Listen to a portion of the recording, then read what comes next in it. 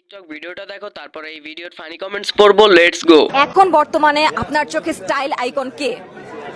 বর্তমানে style icon দেশে না দেশের বাইরে? আমাদের দেশে। আমাদের দেশি স্টাইল আইকন অ্যাডলফ খান।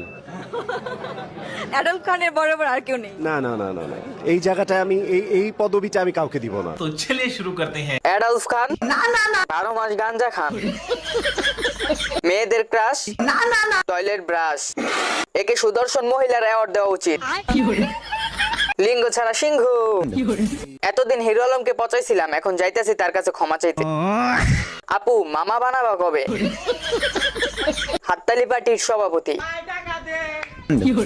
সুদর্শন পুরুষ? না না না। সুদর্শিত পুরুষ? Stylish icon? না না না। আবর্জনা আইকন? এই পুরুষের ভিতর লুকিয়ে আছে এক রহস্যময় নারী।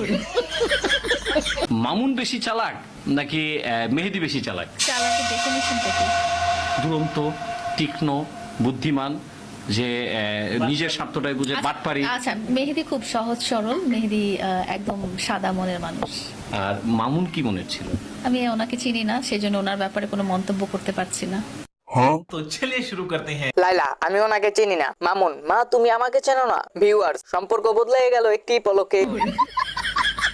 মেহেদিকে কোন পেজ থেকে অর্ডার করছেন? জামাই বউ? না না না। নানি নাতি? চিনেন না, ভালো কথা। আটা ময়দার দাম বাড়াচ্ছেন কেন? লায়লা? না না না। ময়লা?